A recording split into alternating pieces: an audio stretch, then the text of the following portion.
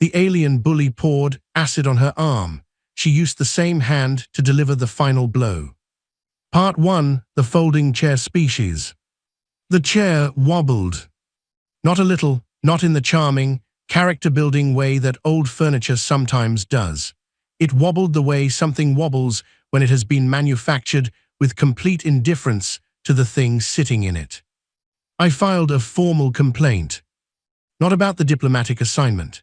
Not about being stationed 47 light-years from Earth on a space installation the size of a small city, where every corridor smelled like something between burnt copper and a dentist's waiting room. Not about the fact that humanity had been admitted to the Galactic Compact 14 months ago, and our designated seating in the Grand Assembly Hall was, technically, behind a support column. I filed the complaint about the chair. It was wobbly, that was a problem. I wrote it up, time-stamped it, submitted it to Facilities Management, a department that, on Station Verath 9, was staffed entirely by a species called the Murev, who communicated through color changes in their upper torso and had approximately no interest in human ergonomic concerns. The complaint was acknowledged. The chair remained wobbly. My name is Mara Vesk, Sergeant, Earth Diplomatic Security Corps, 29 years old, originally from a town in Ohio that no longer exists in any economically meaningful way. I joined the Corps because the mill closed and the recruiter had good coffee, and I have always been better at standing in rooms quietly than most people give me credit for. This is not a story about diplomacy. Station Verath 9 was the Compact's primary diplomatic installation in this sector of the galaxy. 43 member species, delegations from each, housed in wing after wing of the station, each section calibrated to the atmospheric and gravitational preferences of its occupants. The Murev wing had rotating light panels. The Brethkai wing was kept at a temperature that made your eyes water. The human wing had standard Earth-normal conditions, and 4 rooms the size of a mid-range hotel suite shared between 11 people. The Vorokai wing had its own level. 2 floors, private atmospheric controls, a reception chamber with ceilings high enough to land a small aircraft in.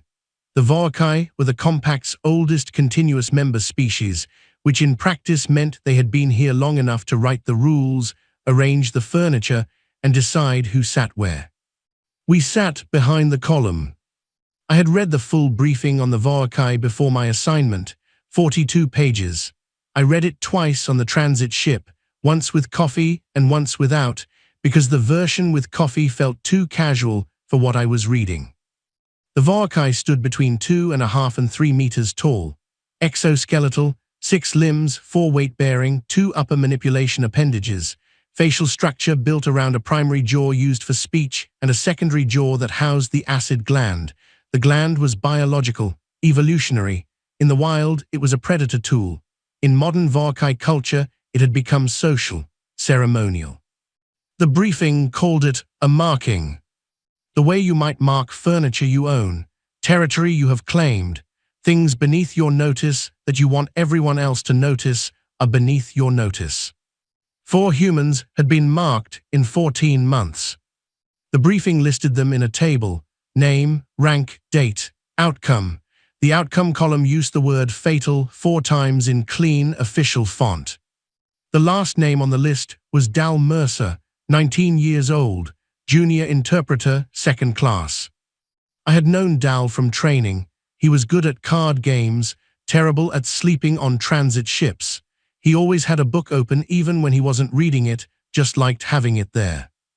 The briefing moved on after his name. Tables of diplomatic protocol, seating arrangements, communication guidelines, a full page on eye contact, what constituted a challenge, what constituted submission, the narrow band in between that was technically neutral. I closed the briefing and looked out the transit window at nothing in particular for a while. Then I looked at my left arm. The prosthetic ran from just below the shoulder. Carbon fiber primary structure, polymer coating over the joints and knuckles, sensory feedback nodes that sent signals to the nerve clusters at the attachment point. It had taken me 8 months to stop thinking of it as a separate object. 3 more years to stop being surprised when it did exactly what I told it to. I flexed it now, the fingers opened and closed, the knuckles caught the cabin light and threw it back. I had lost the original arm at 19. Training accident. The kind of accident that gets 3 lines in a report and a handshake from a superior officer and then becomes a fact about you that you carry into every room for the rest of your life. The replacement was better for some things. I had noted that, filed it away, moved on. The transit ship docked at Verath 9 at 600 station time. I collected my bags, checked my sidearm, non-lethal, per compact regulations for non-combat diplomatic stations, and walked through the boarding corridor into a space that smelled like burnt copper and appointments I did not want to keep. Orientation was held in a medium conference room on level 3, 12 humans in folding chairs. The compact orientation officer was a Breathkai named something with 4 syllables that the translator rendered as Counselor Fenn. He was approximately the height of a Labrador retriever and wore a sash with more medals on it than seemed structurally advisable. Counselor Fenn ran through the presentation at a pace that suggested he had done this before and found it exhausting every time. Compact hierarchy, protocol tiers, communication etiquette. The section on Voakai interaction was the longest. Fenn read it without looking up, in the same tone he used for everything else, which I respected in a detached kind of way. Do not initiate eye contact with Voakai above rank 3. Do not speak to a Voakai delegate without rank acknowledgement first. Do not position yourself above a Voakai delegate on any elevated surface. Do not gesture toward a Voakai delegate's secondary jaw or neck region. I raised my hand. Fenn looked up. Behind his eyes, something flickered that translated approximately to please not. What counts as a challenge? I asked. Pardon? You said behavior that could be construed as challenge. What's the range on that? Fenn was quiet for a moment. The Voakai definition of challenge is broad. How broad? Breathing, technically, they are flexible in application. Context matters. So breathing is on the list. Contextual breathing, yes. I wrote that down. The rest of the orientation covered emergency protocols, medical bay locations, and the compact's formal process for filing diplomatic incidents. I filed a note about the chair before we left the room. The Grand Assembly Hall was on level 7. I saw it for the first time during the post-orientation walkthrough, ceiling 40 meters high. Tiered seating that wrapped around a central floor in a rough oval, each tier occupied by a different delegation, the height of your tier corresponding precisely to your standing in the compact hierarchy. The Voakai tier was second from the top.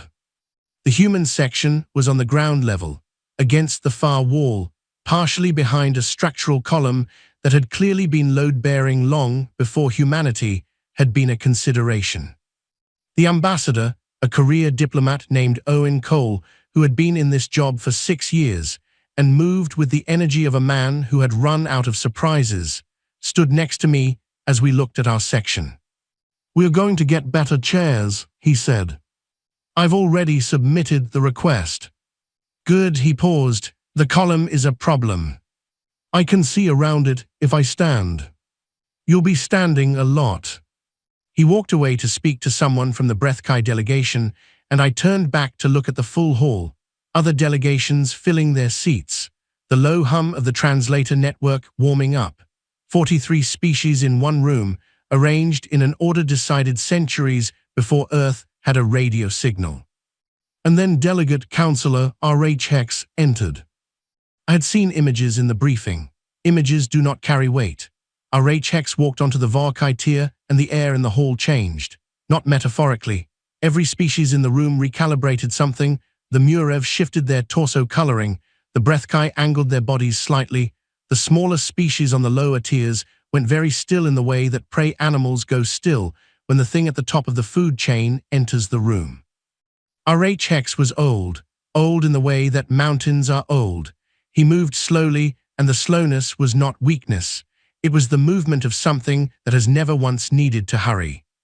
He took his seat without looking at anyone. Then he looked at the human section. Not at me, not at any one person. At the section, at all of us together, the way you look at furniture you are considering whether to move. I looked back. I kept my breathing contextually neutral. He looked away. I sat down in the wobbling chair, took out my incident log, and began a new entry. The chair wobbled. I wrote that down too. Part 2, a social gesture. The reception was on day 3. Compact diplomatic receptions happened on a rotating schedule that the orientation packet described as relationship-building events, and that Ambassador Cole described, quietly, in the back of a transit elevator, as organized endurance tests. Every major delegation attended. The food was arranged by species preference section, the lighting was calibrated to a compromise that left everyone slightly uncomfortable, and the translator network ran at full capacity, which made the ambient noise feel like standing inside a machine that was thinking very hard. I stood post near the human delegation's corner, dress uniform, sidearm, left arm at my side, polymer coating gleaming under the reception lights, indistinguishable from the real thing unless you knew what to look for. Most people do not know what to look for. I spent the first 40 minutes cataloging the room. Old habit, entry points, exit points, who was watching whom, the Breathkai clustered near the atmospheric diffusers. The Murev moved in slow circuits, their torso panels shifting through colors I had begun to recognize as social rather than emotional, a greeting color, a deferring color, a polite disinterest color. The Vorkai stood near the center of the room in a loose group of 7, and the rest of the room arranged itself in a radius around them, the way furniture arranges itself around a fireplace, present but at distance. The food at the human table was fine. I gave it my professional assessment, adequate, unadventurous, correctly temperature-controlled.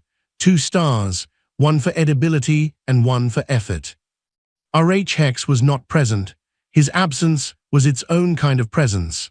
Several of the Vorkai kept glancing toward the entrance in a way that suggested he was expected.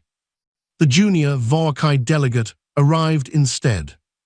He was younger than the others, young for a Vorkai, which still meant he was probably older than my grandmother, but young in manner, in the particular way he moved through the room, shoulders high, looking at the other delegations with the evaluating focus of someone performing confidence rather than having it. He wore status markers I did not fully understand, but that made several compact members near him tilt their posture in ways the briefing described as deference. His name in Vorkai was something the translator rendered as a rank title rather than a personal name. 4 syllables, ascending tone, honorific prefix. I filed it under Gerald in my incident log. Gerald moved through the reception with a particular kind of deliberateness. He was not walking to anywhere. He was walking at things, at the Breathkai contingent who shifted and made room, at the Murev cluster who changed colors, at the smaller species near the refreshment tables who simply moved. He reached the human delegation corner. Ambassador Cole saw him coming. I watched Cole straighten slightly, recalibrate his expression into the careful neutral that career diplomats wear like body armor. The 2 human aides near him did the same. Small adjustments. The unconscious preparation of people who had read the same briefing I had and were making peace with the implications. Gerald looked at Cole, did not acknowledge him, looked at the aides, did not acknowledge them. Looked at me. I held the neutral eye contact band, not challenge, not submission, the narrow technical middle that the briefing described as contextually appropriate for security personnel. Gerald's secondary jaw shifted. That was the tell. The briefing had described it, the pre-release movement of the acid gland, a flex in the connective tissue around the secondary jaw that preceded a marking, a slow thing, deliberate, the way someone reaches for a pen before signing their name. The room noticed. The radius around the Vorkai group expanded. A Breathkai near the edge of my peripheral vision turned away. The Murev changed color, something I had not seen before, darker, with a contracted pattern I would later learn was the equivalent of turning your face. No one moved to intervene. That was the thing about the compact.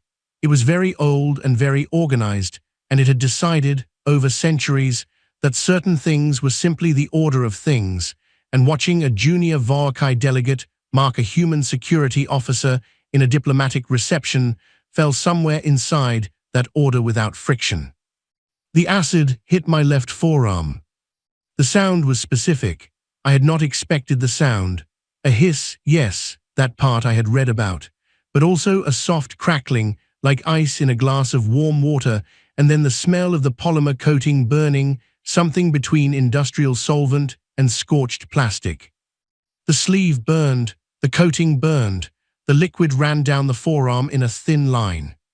The room went quiet. The specific quiet of a held test. 43 species and their translators and their social protocols all pausing on the same question. I looked at my arm. The sleeve was ruined from elbow to wrist, burned away in a rough oval. The polymer coating underneath was discolored, a blackened patch, surface damage, edges still smoking very slightly. I looked at Gerald. I said. Gerald was still. His secondary jaw had closed.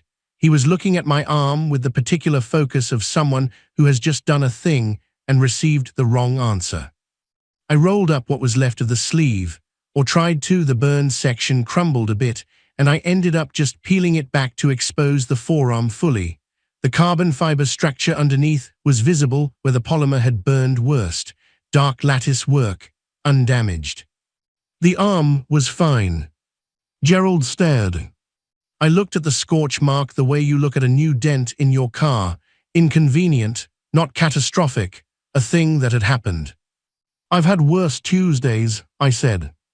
The translator network rendered it. I do not know exactly what the Vaokai translation was, but Gerald heard it, and something happened in his posture that I had not seen in a Vaokai before, a small collapse. Not physical, structural, the way confidence deflates when the math stops working. Around the room, things shifted. The Murev changed color again, quickly, in a ripple across their cluster. The Breathkai who had turned away turned back. Ambassador Cole had gone completely still beside me, and I could feel without looking at him that he was doing mental arithmetic at a very high speed. Gerald's secondary jaw moved again, not pre-release, something else. The translator produced a sound, not words, exactly. The compact translation network flagged it as non-standard Vaokai vocalization, emotional classification uncertain.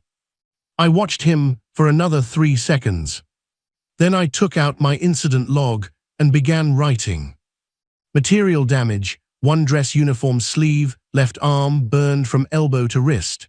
Prosthetic coating, surface damage, functional capacity unaffected. Incident classification, marking, unprovoked, diplomatic reception, day 3. I wrote Gerald's rank title in the log. Then I wrote, in the notes field, recommend uniform sleeve allowance be added to human delegation supply requisition. Ambassador Cole appeared at my elbow. He was looking at the arm. He was also, with the practiced calm of a man who had spent 20 years in rooms where things went wrong, not showing anything on his face that the room could use. Mara, he said quietly, I'm finishing my report. Of course you are. Gerald had not moved. He was still looking at my arm. The other Vaokai in the room had gone into the same stillness I had seen from RH Hex on day 1, that recalculating stillness, the kind that happens when something does not fit the established file. Across the room, a compact species I had not catalogued, yet small, gray-green, upper limbs folded in what the briefing listed as a sign of heightened attention, was watching me with an expression that the translator could not classify. I closed my incident log. I looked up at Gerald. He looked back. His acid gland did not move. That was the whole thing. That was the beat that the rest of the night turned on, not what he had done, what he did not do next. I nodded once, the minimal professional acknowledgement, and turned back to my post. Behind me, I heard the reception slowly, carefully resume. Part 3, What Humans Are Made Of. The debrief happened in a supply room. Not by plan, the human delegation's official conference space was 2 corridors away. But Ambassador Cole had looked at me in the reception hall, then looked at the nearest door, and I had followed him without either of us saying anything. Sometimes the room that's available is the room you use. It was a storage space for atmospheric maintenance equipment, shelving units, replacement filtration panels stacked in their casings, a single ceiling light that buzzed at a frequency slightly above comfortable. Cole stood with his arms folded. He had 3 antacids in the last hour. I had watched him take them. He was not a man who panicked. He was a man who processed steadily, like a machine that had been running for a long time and knew the value of not overheating. He looked at my arm for a long moment. "Did you know," he said, "that Gerald was going to mark me? That it would not work?" I thought about that, thought about the honest answer versus the useful answer, and decided they were the same. "I had a reasonable hypothesis," I said. Cole was quiet. Outside the storage room, somewhere down the corridor, the reception was still running, the low translated hum of 43 species finding their way back to normal. "Tell me about the arm," he said. So I did. The accident at 19 happened during a training exercise involving a vehicle rollover simulation that went wrong in a way the safety equipment was not designed for. The report afterward had 3 lines and a recommendations section. I had read the recommendations section once and not again. The prosthetic was fitted 8 months later, after 3 surgeries and a course of nerve junction therapy that I remembered mostly as a series of long afternoons in a white room. The final fitting was a carbon fiber primary frame with a polymer outer layer, sensory feedback nodes, and articulated joint function rated at approximately 140% of biological baseline strength in gripping tasks. The polymer coating was not organic. The carbon fiber frame was not organic. The acid that Voikai acid glands produced was designed by evolution to dissolve organic tissue. It was very good at that specific task. It had no idea what to do with carbon fiber. Cole listened to all of this with the expression of a man doing math. When I finished, he was quiet for a moment. "The compact has never encountered a human with a prosthetic limb," he said. "It was not a question. Their medical technology doesn't require them. If a Voikai loses a limb, they regrow it. The Breathkai have cellular regeneration. The Murev, I do not fully understand the Murev biology, but I know they do not lose parts and replace them with upgrades." "Upgrades," Cole said. "It is stronger than what it replaced."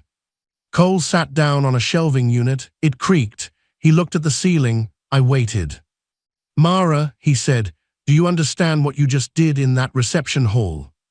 I stood post and completed an incident report. "You survived a Voikai marking in front of every delegation in the compact and then went back to taking notes."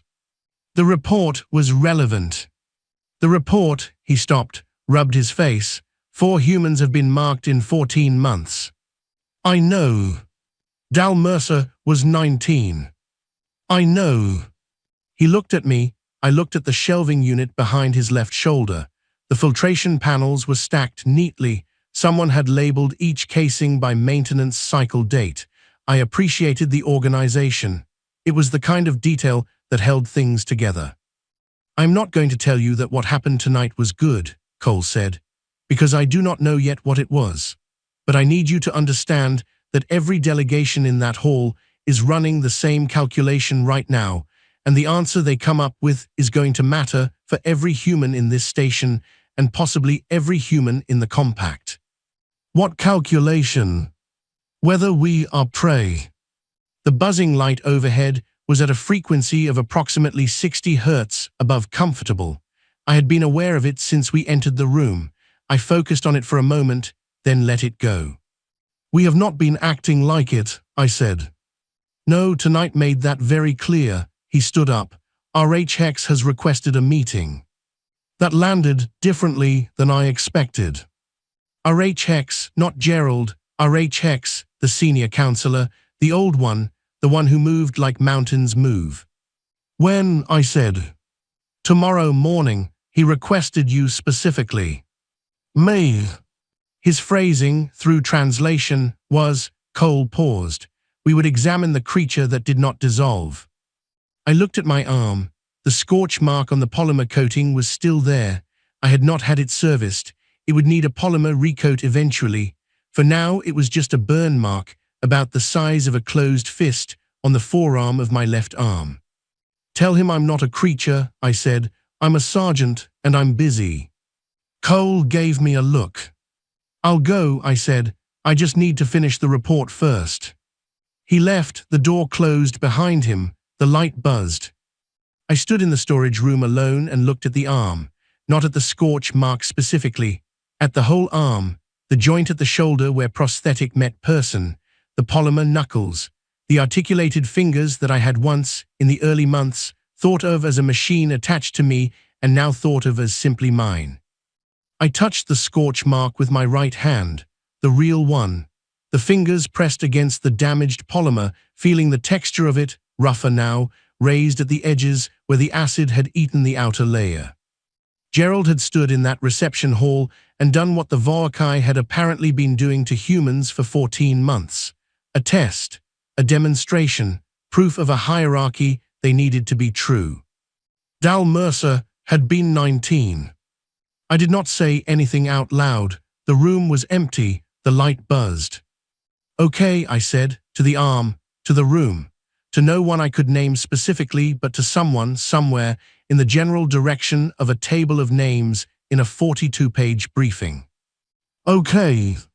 I put my jacket back on, straightened the collar, walked to the door and opened it onto the station corridor. Down the hall, the reception was still running. I went back to my post. Part 4, The Architecture of Not Dying. RH Hex's meeting chamber was on level 8. I took the station elevator alone, stood at the back of it, and watched the floor numbers change. 47 light years from Earth, going up to meet the oldest diplomat in the oldest species in the oldest political structure humanity had ever been admitted to. I had a fresh incident log. The elevator doors opened. The corridor to RH Hex's chamber was different from the rest of the station. Not decorated, the Vorkai did not decorate exactly, but deliberate. The ceiling was higher, the lighting was lower. The floor was a material I had not seen elsewhere on the station, darker and slightly rough-textured, and my boots made a sound on it that seemed to get absorbed rather than echo. It was the architecture of a species that wanted every visitor to understand, before they entered the room, that they had traveled to this meeting on the Vorkai's terms. I kept walking. The chamber itself had no furniture at human height. There was a central floor, wide and open, and surrounding it at roughly 2.5 meters off the ground, a series of horizontal ledges that served as resting surfaces for Vorkai. The ceiling was 40 meters up. A single wide vent in the ceiling let in pale station light that fell straight down into the center of the room. RH Hex was in the room when I entered. He was not standing. He was on one of the ledges, his weight distributed across his lower 4 limbs, upper manipulation appendages folded. His secondary jaw was still. I stood in the center of the room, in the column of light, and waited. He looked at me the same way he had looked at the human section in the assembly hall, measuring, taking inventory of a thing. You were not afraid, he said. The translator produced the words in clean, flat English. I was a little afraid, I said. He was quiet for a moment. You did not show it. Yeah, we do that. The silence after that was not uncomfortable. It was working. RH Hex was categorizing, and I let him, because there was nothing in the room I needed to hide, and because standing quietly in spaces where things were being decided about me was something I had been doing since I was 19 years old. Your species, he said, how many of you have replaced parts? I considered the question the way you consider a question when the answer is both simple and enormous. Most of us, eventually, knees, hips, eye lenses, heart valves, arteries, some of us get ahead of the curve. You replaced a destroyed limb, he said, with something manufactured. Yes, the manufactured replacement, it is stronger than what it replaced. For certain tasks. What tasks? I looked at my left hand, flexed it. The carbon fiber knuckles caught the edge of the ceiling light and threw it sideways, gripping, lifting, endurance under impact. And the acid. The acid is designed for organic material, I said. The arm is not organic. The outcome was predictable to anyone with the technical data. RH Hex descended from the ledge, not quickly, with the unhurried movement of something that has never needed to rush. He stopped approximately 3 meters from me, which was, I noted, closer than any Vorkai had stood to me since my arrival. He looked at the arm. May I, he said. It was not phrased as a question. It was phrased as the Vorkai version of a question, which is a statement that has left room for refusal without expecting one. Yes, I said. He extended one upper appendage. The manipulator at the end of it was precise, 4 articulated joints, fine motor capable, not the crude gripping structures of a purely physical species. He pressed 2 joints against the polymer coating of my forearm, pressed against the scorch mark, tested the texture. His secondary jaw moved slightly. What does this mean, he said, in your culture, the replacing of parts? I thought about that, not about the answer, I knew the answer, but about which version of the answer I was being asked for. RH Hex was not asking about prosthetics. He was asking about something underneath the prosthetics, something that my species did that his species had not filed correctly. It means we broke, I said, and we rebuilt, and we kept going. The rebuilt part is better. Sometimes it is just different. Either way, we kept going. He was quiet. He stepped back from me 1 slow step, and the distance between us returned to where it had been. Something had changed in his posture, not visible exactly, but structural. The way a wall looks the same after a crack has been repaired, almost identical, not quite. The markings, he said. I went still. The 4 humans, he said, the markings were not Gerald's initiative. The air in the room did not change. The light did not change. Somewhere in the station, a ventilation system was running at a low frequency that I had not noticed before, and now I noticed it, and I chose to let it be background noise. I assumed as much, I said. They were policy, RH Hex said, a demonstration, proof of biological hierarchy for the Compact's record. A species that cannot survive a marking cannot hold a seat at the senior table. This has been the standard for 400 years. It has killed 4 of my colleagues. Yes. The word landed clean, no apology in it, no discomfort, just the flat acknowledgement of a fact by someone who had decided that some facts were simply facts. I looked at him, I breathed, contextually neutral breathing, the narrow band. The plan did not account for the possibility of a human being present who was not entirely organic, he said. No, I imagine it did not. Gerald did not know. Gerald would have made the same choice either way, I said, because Gerald needed the reaction. The arm was incidental. RH Hex was still. The extended Vorkai stillness that I had learned in 3 days on this station meant active recalculation. He was revising something. I waited. Gerald challenged you, RH Hex said. By compact definition, what he performed in that reception hall constitutes a challenge under Vorkai social code. I read the briefing. The Vorkai social code provides a formal response to such a challenge. I had read that too. Section 14 of the briefing, half a page. The compact, undramatic description of a formal physical challenge between Vorkai, its conditions, its rules. The briefing had noted that it was rarely invoked between species of different biological class and had listed no examples of a human invoking it. "Does a non-Voakai have standing to invoke it?" I said. RH Hex looked at me for a long time. "The code does not specify species restriction," he said. "It specifies rank standing and direct challenge receipt." "I have rank standing. I received the challenge." Another silence, longer. "You understand what you are asking," RH Hex said. "I understand that 4 humans were marked under policy designed to prove we do not belong here. I understand that the compact watched all 4 of them and drew a conclusion. I understand that the conclusion needs revising." "Gerald is young," RH Hex said.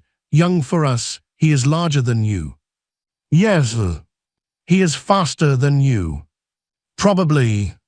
He can use the gland as a weapon at full capacity in a challenge situation. It is not a social gesture in that context." I looked at my left arm, at the scorch mark on the polymer, at the carbon fiber knuckle visible at the edge of it. I flexed the hand once. "He can try," I said. RH Hex was still for a very long time. When he finally spoke, the translator took a moment longer than usual. The words came out with a slight delay, as if the network was checking its work. "The challenge floor is on level 5, he said. "I will inform Gerald." I took out my incident log. "What time?" I said. "Tomorrow, 3rd station hour." I wrote that down, closed the log, straightened my jacket. "One more thing," I said. RH Hex looked at me. "The human delegation's seating in the assembly hall. The column. I would like that addressed before the challenge so that when the outcome is recorded, the record reflects the correct seating arrangement." RH Hex looked at me for a long time.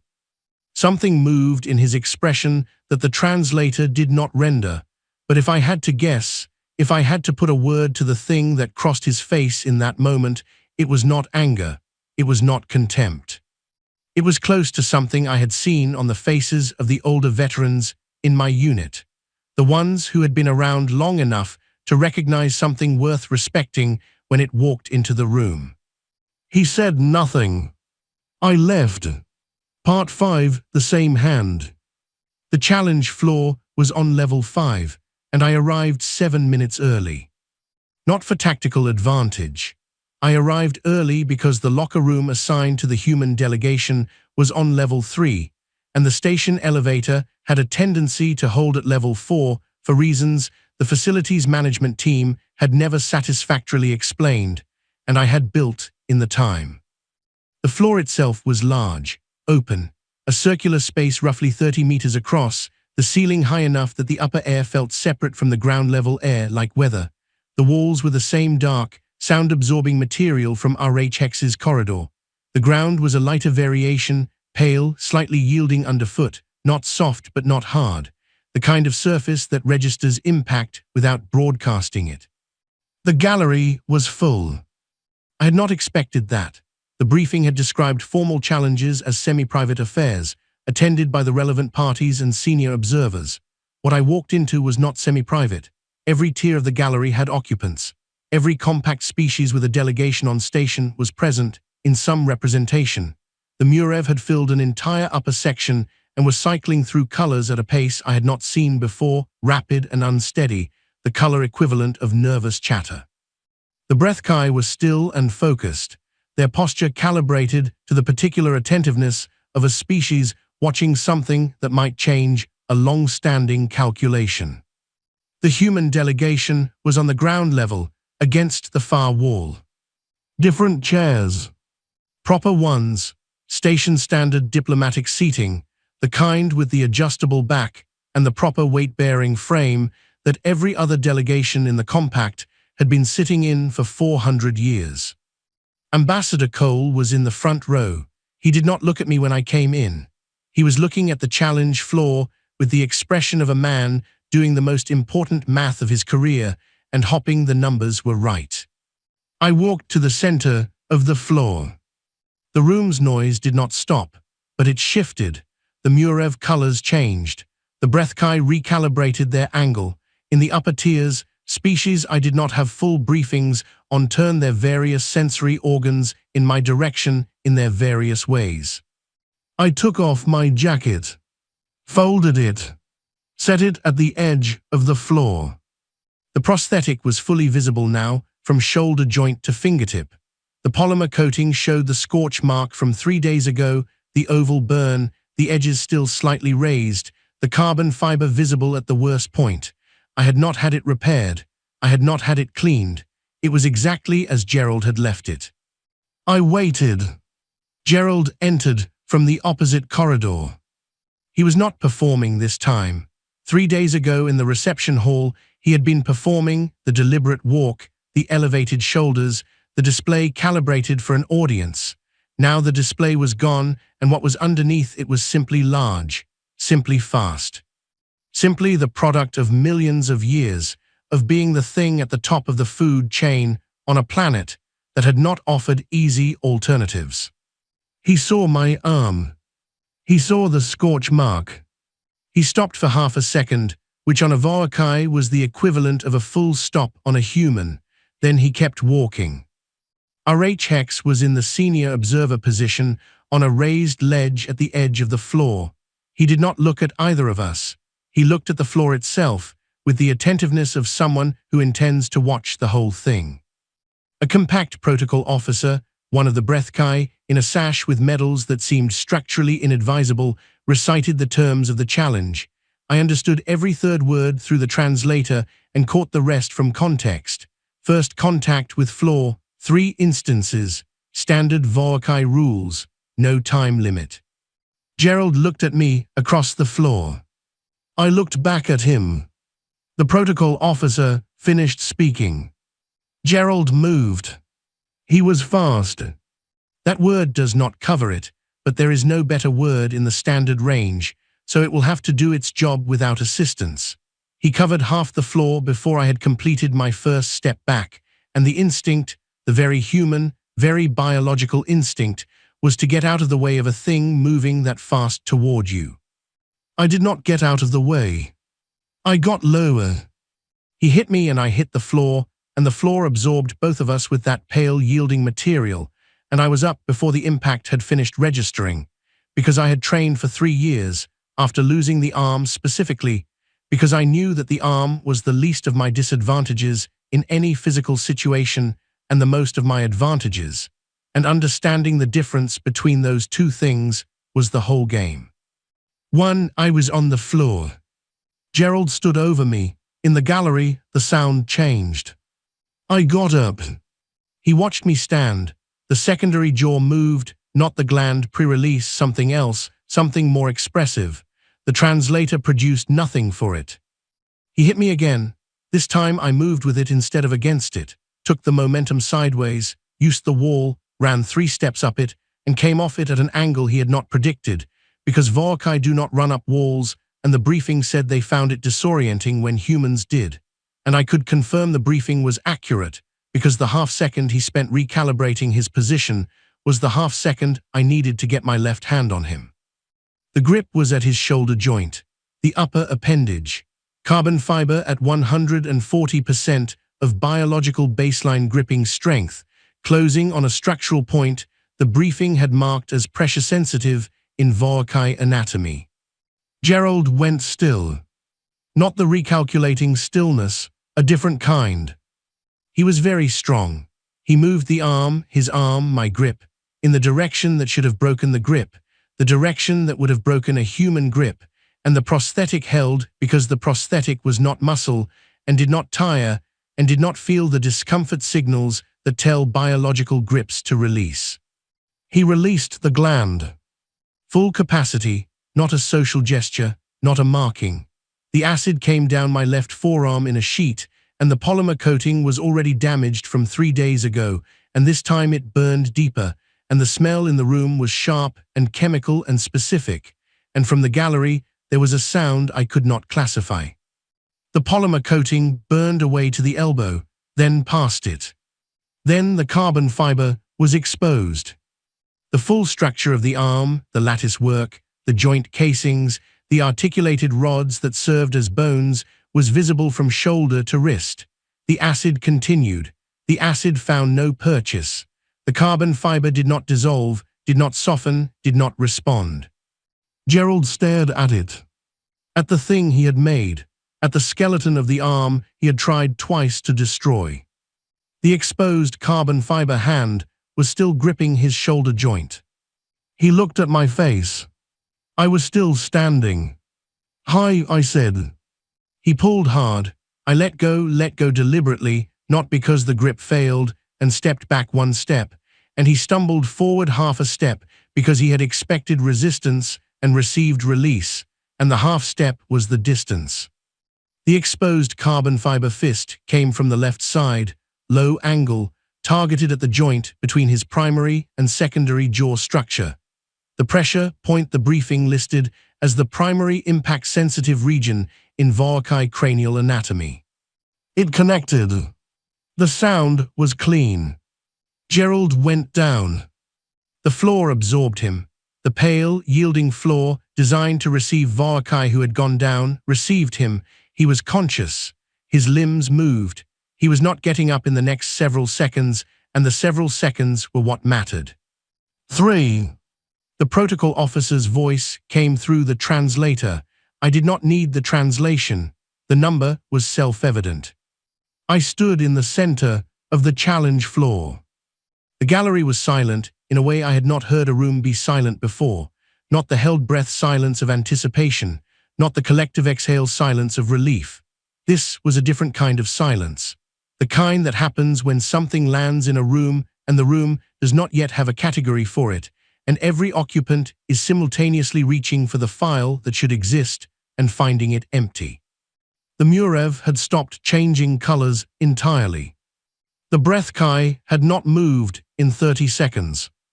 In the upper tiers, species I had never fully briefed were perfectly still. I looked at my left arm, the exposed endoskeleton. The acid had cleaned the polymer completely from elbow to wrist. What was left was the actual architecture of the thing, the carbon fiber frame, the joint casings, the articulated fingers that were currently relaxed and open, the way hands are after they have done what they came to do. It was not pretty, it was industrial. It was the inside of a thing that most people only ever saw the outside of, and looking at it, with the gallery looking at me, I thought about the 19-year-old in a white room doing nerve junction therapy on a long afternoon, and about the white room's ceiling which was very plain, and about how I had stared at that ceiling so many times I could still describe every square foot of it from memory. I thought about Dal Mercer, the card games, the book he kept open even when he wasn't reading it. I thought about 4 names in a clean official table in a 42-page briefing. I said nothing out loud. There was nothing that needed saying. The floor had said it. R.H. Hex descended from the observer ledge. He walked to the center of the floor. He stopped 3 meters from me. He looked at the arm, the full exposed structure of it, and then he looked at my face. He was still for a long time. When he spoke, the translator took its customary moment. The words came. The challenge is concluded. Pause. The standing of the human delegation is confirmed. The gallery did not erupt. The compact was an old institution, and old institutions do not erupt. But something moved through the room in a wave, a shift in the color patterns of the Murev, a realignment of Breathkai posture, a low collective sound from species I had not yet fully categorized, and the wave felt like an entire galaxy revising a file it had been keeping for 14 months. I picked up my jacket from the edge of the floor, folded it over my right arm, walked to where Ambassador Cole was sitting in the proper diplomatic chair he had arranged for the human section. He looked at the exposed arm, he looked at my face, he did not say anything for a moment. The column, he said. Is it gone? They removed it last night. I do not know how. It was a structural column. That's their problem, I said. Cole nodded slowly. It is. I looked at the challenge floor. Gerald was on his feet now. 2 other Vakai had come to stand near him, not assisting him exactly, but present, the way senior members of a species are present when something has gone wrong in a way that needs to be absorbed. He was looking at his own hands, not at me. He would not look at me again for some time. RH Hex was walking back toward the exit corridor, slowly, the mountain moving slowness. He stopped once, near the corridor entrance, and turned back toward the floor. He looked at my arm. The exposed carbon fiber structure. The same hand that had received the first marking 3 days ago in the reception hall. The same hand that had just ended the challenge. He looked at it for a long moment. Then he left. I sat down in the proper chair next to Cole. The chair did not wobble. I noted that in my incident log. Closed the log. In the gallery above us, the Murev had resumed their colors, slow, considered, cycling through shades I had not seen from them before. Later I would learn from a compact cultural reference that the specific pattern they were cycling through was traditionally used to mark occasions of historical significance. I did not know that yet, sitting in the chair. I was thinking about the polymer recoat the arm was going to need. Not cheap, the full forearm restoration would require a specialist technician and at least 2 weeks of parts order time. I would need to file a materials damage claim with the Corps. The claim would need documentation. I opened the incident log again. At the top of the new entry, I wrote the date and location. In the description field I wrote, prosthetic arm, left, polymer coating burned away, elbow to wrist, full structural exposure. Functional capacity, unaffected. In the notes field, I paused for a moment. Then I wrote, recommend incident be forwarded to Corps Training Division for procedure review. Recommend prosthetic-specific diplomatic briefing be developed for future assignments. Recommend the folding chairs be permanently retired. I submitted the report. Outside, somewhere in the vast architecture of the station, the compact was already revising 43 delegations worth of files on a species called humanity. The category they had been using, provisional, probationary, biological standard, high risk of challenge failure, was no longer accurate, and they knew it. They would build a new category. That was their problem too. I sat in the proper chair. The challenge floor was empty and clean, and the pale material had absorbed everything and showed nothing. I looked at my arm, the exposed structure of it, the carbon fiber bones. I closed my hand. Opened it. Closed it again. Okay, I said.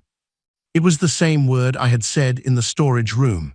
Same word, same direction, same person it was for, even if that person was not in any room I could name. The gallery above was beginning to empty. Compact delegates filing out, returning to their wings and their atmospheric controls and their centuries of established hierarchy that was going to need some adjustment.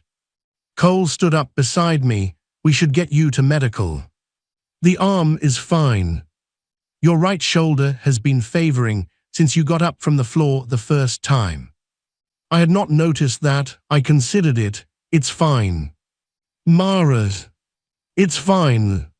He looked at me. Dal would have thought this was remarkable, he said quietly. I looked at the floor. He would have made a joke about it, I said. Something terrible about bones and chemistry. Yes, Cole said, he would have. We stood there for a moment. The gallery emptied above us. The room became quiet in the ordinary way that empty rooms are quiet, not the charged silence of held breath, but the plain silence of a space that has finished being used for one thing and has not yet been asked to be anything else. I put my jacket on over the exposed arm. The carbon fiber structure was visible at the cuff. I pulled the sleeve down as far as it would go, not quite far enough. The knuckle joint showed. Fine. I walked toward the exit corridor. Cole fell into step beside me. The compact Secretary General's office sent a message, he said. They want a formal session to acknowledge the challenge outcome, to revise the provisional status. Good. They want you there. I have a report to finish. Mara. I'll be there, I said, after the report. The corridor was the station's standard material. Overhead lights at regular intervals. The smell of burnt copper and the distant hum of atmospheric systems doing their quiet, continuous work. 47 light-years from Ohio, from a mill town that no longer existed in any economically meaningful way, from a training ground where a vehicle had rolled over and 3 report lines had been written, and a 19-year-old had spent long afternoons in a white room staring at a plain ceiling. I walked. My boots made the regular sound on the regular floor. Behind me, the challenge room was empty. Ahead of me, the station continued its business, 43 species revising their files on the 44th, somewhere between the atmospheric controls and the conference rooms and the proper chairs that did not wobble. I had one more incident report to file. Then I had a seat at the table. I had earned the chair.